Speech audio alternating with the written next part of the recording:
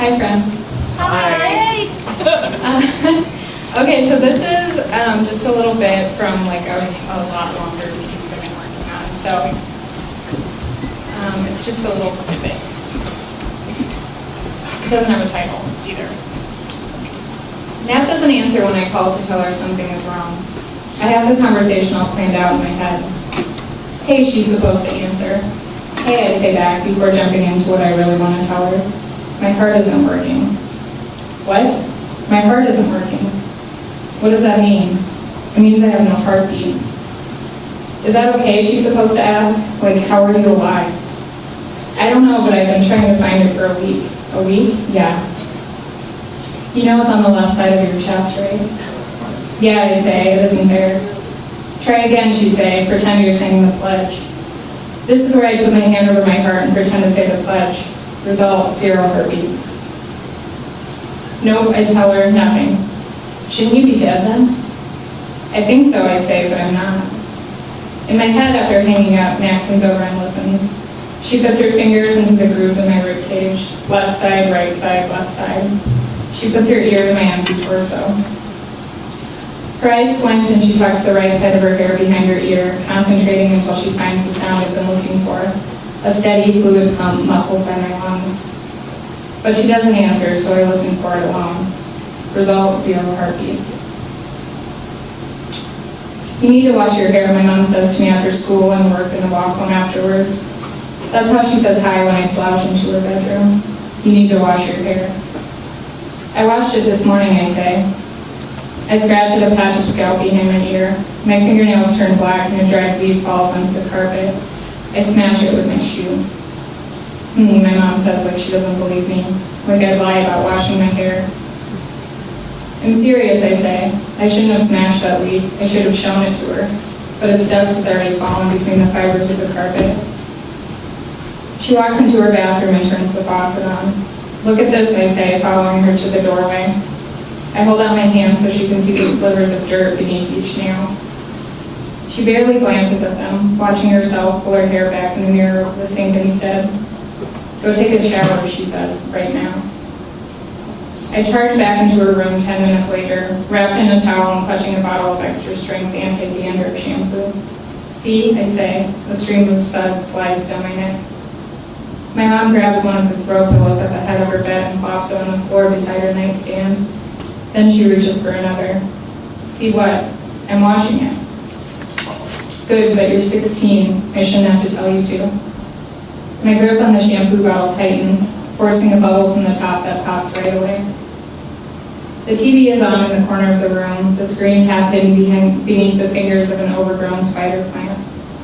Between the long, pointed plant ribbons, the reporter talks about Sam Knapp, this girl from my school who jumped out of a window and lived and recovered and then jumped out of another. She came back to school today. That's all anyone could talk about. Did you see Sam Knapp yet? How fucked up did she look? I didn't see her at all today, but now a picture of her face fills the screen, cropped from a family portrait. She grins at me from between her mom's cheek on one side and a disembodied shoulder on the other. A picture clearly taken before anyone would have thought to ask how fucked up she did or didn't look. I pay attention because it's Sam, not that I know her or anything. I know her in the way you know anyone who's been in the news for jumping out a 10th-story window and living to walk and talk and breathe on her own again like nothing ever happened. So really not at all.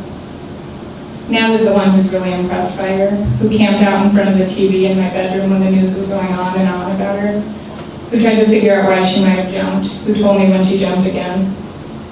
Nat is the one who still can't believe this girl fell that far 2 times only to get up again 9 months later, brush her hair, put on makeup, and go to school. I wonder if Nat is watching this. Did you see, I asked my mom once the news switches to the weather. It's fall, it's getting cold. It'll be cold for months and months. My mom still doesn't look. She grabs another unnecessary pillow and throws it on the others. You're dripping on the carpet, she says.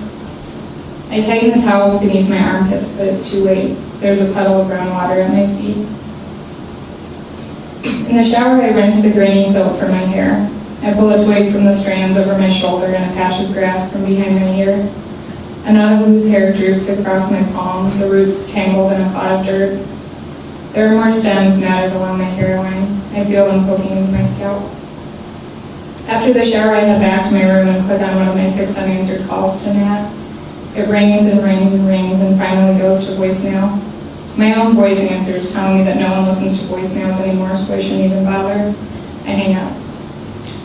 After that, I change into clean clothes and pull my math homework from my backpack.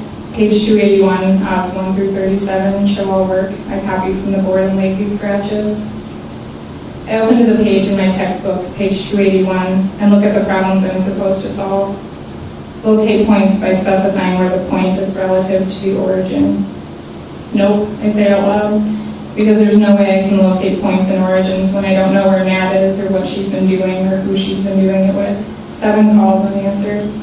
I try her again, 8. I want to ask if she's seen Sam at school, to ask if you can really see the cracks where her body broke twice and then tried to grow back together. I want to ask where she, Nat, has been all week.